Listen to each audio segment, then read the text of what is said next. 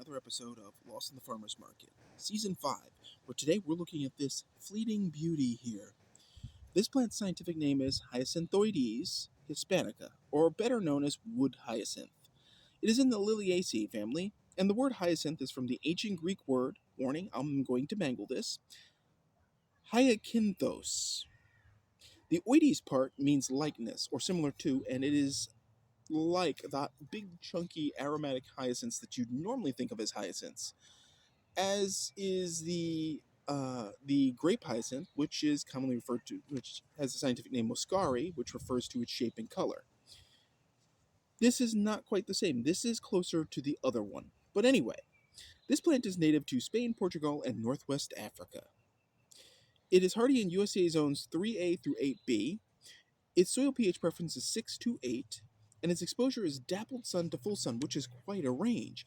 It's called wood hyacinth based on what I was able to research because this plant will grow in woodlands, henceforth the dappled shade part. Its height can be 6 inches to 1.5 feet, and its width can be 6 inches to about 1 foot. Rough estimate there. A lot of the information I was able to find, it does not agree. So I kind of ballpark averaged. It's also known as Spanish bluebell. Now, this bulb here is in the middle of the back property lawn at the Test Gardens. And every year, its bloom is so fleeting because it's only lasts maybe 2 weeks, a week tops, and depending on weather. This time of the year, this is being filmed at the very beginning of April. We're not far out from the first property mow. And guess what? This is in the lawn. And I either remember or I don't remember not to mow it. This year it's getting dug up and moved so that we don't ever have to make this choice again, but that's beside the point. The flowers are about on their way out, which is okay. That means it's okay to dig it and move it. It'll go through shock, it'll look wilty, and then perk up within about a week maybe. And I'm going to move it to a better spot. But I should tell you, this bulb, its flowers, while pretty, and they do come in a couple different colors, you can buy them from bulb growers fairly inexpensively. While they're pretty, all parts of this plant are highly toxic if eaten. The sap may also irritate your skin. Symptoms from ingestion include mouth pain, nausea, abdominal pain, vomiting, cramping, the squirts, woo, and lowered heart rate. The compound responsible for all this fun is cardiac glycosides, which are in all parts of the bulb. So, keep it out of your mouth hole. Just saying. Now, this plant is sometimes listed as Endymion hispanicus or Scylla hispanica. Hyacinths, of course, were named after the Greek mythological character of the same name, and that's a whole Greek mythology lesson that I'm going to skip this time. But anyway, this plant is beautiful, and it does attract pollinators.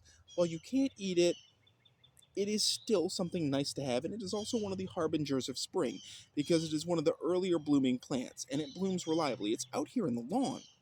The soil here has not really been amended much, and it's surrounded, if you can see the weeds, by the oxalis, and then over here are some catsuar dandelions, and these are little, I'm offhand, I can't remember what these are, but there's even some plantains, some elkhorn plantains there. So this soil is being colonized by random plants and being enriched by their living, dying, shedding cycles. But it's solid sand, I think, over here.